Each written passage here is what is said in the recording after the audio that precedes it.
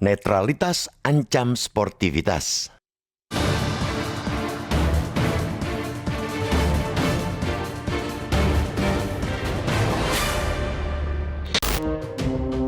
Pemilu baru akan berlangsung pada tahun depan, namun euforianya sudah terasa dari sekarang, terutama di lingkup para elit.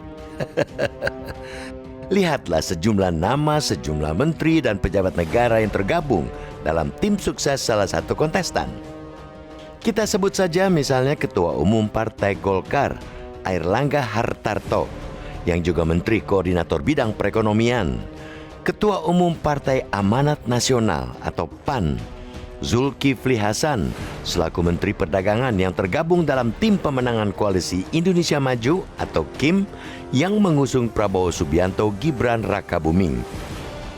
Selain mereka, ada juga Bahlil Lahadalia, Menteri Investasi, Kepala Badan Koordinasi Penanaman Modal. Meskipun tidak masuk tim kampanye nasional, dia tetap ikut mengurusi pencalonan, bahkan memimpin deklarasi relawan pengusaha muda nasional atau Repnas yang mendukung Prabowo Gibran. Sejauh ini, memang tidak ada aturan yang mengikat yang melarang mereka untuk jadi tim sukses. Namun ada tugas dan tanggung jawab yang masih mereka emban selaku pejabat publik. Tugas utama mereka melayani kepentingan masyarakat, bukan koalisi. Jika memang memiliki etika, sejatinya mereka mengundurkan diri agar bisa berkonsentrasi untuk pemenangan calon yang diusungnya agar pelayanan publik tidak terabaikan. Selain itu, hal itu juga untuk menghindari abuse of power, penyalahgunaan kekuasaan, misalnya dengan memanfaatkan atau menggunakan fasilitas negara untuk berkampanye. Sebaliknya, kita tentunya juga patut angkat topi kepada sejumlah komisaris BUMN yang telah atau berniat mengundurkan diri begitu mereka bergabung ke salah satu tim pemenangan kandidat. Misalnya saja Budiman Sujatmiko yang merupakan komisaris PTPN 5. Ia menyatakan mundur sebagai komisaris setelah menjadi Dewan Pakar Tim Kampanye Nasional atau TKN Prabowo Gibran. Begitu juga Eko Sulistyo yang mengajukan surat pengunduran diri dari jabatannya sebagai komisaris PLN karena telah ditunjuk sebagai wakil ketua tim pemenangan nasional Ganjar Pranowo. Terlepas adanya larangan dari Erick Thohir selaku Menteri BUMN kepada para komisaris untuk menjadi tim sukses, langkah mereka itu tetap patut diapresiasi dan sebaiknya juga diikuti para komisaris atau jajaran direksi lainnya yang terlibat urusan pemilu.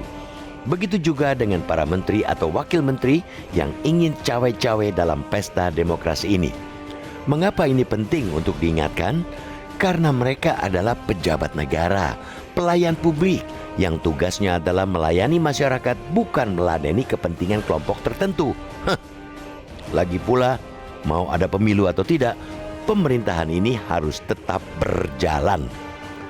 Apalagi kini banyak persoalan serius yang mesti ditangani, dari soal krisis pangan, energi, hingga situasi geopolitik global yang semakin tidak menentu. Semua masalah ini lebih penting bagi pembantu presiden ketimbang mengurusi pemilihan presiden. Jika memang ingin terlibat dalam urusan copras-capres, ya sebaiknya mengundurkan diri sebagai pejabat negara. Ini lebih fair dan beretika ketimbang sibuk mengurusi kepentingan segelintir orang atau kelompok tapi mengabaikan urusan bangsa yang lebih besar. Netralitas aparatur dan pejabat negara masih menjadi ancaman dan tentu akan menggusur sportivitas dalam laga Pilpres. Hal ini tak lepas dari berkontestasinya putra sulung Presiden Joko Widodo sebagai pendamping cawapres Prabowo. Putusan Mahkamah Konstitusi yang berujung pelanggaran etika berat Ketua MK Anwar Usman karena meloloskan sang keponakan Gibran adalah bukti otentik keberpihakan yudikatif dalam arena Pilpres.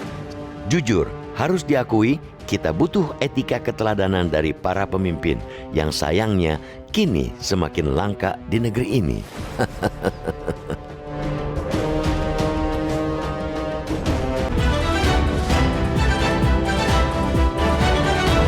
Cara baru mendapatkan informasi. Download Metro TV Extend sekarang.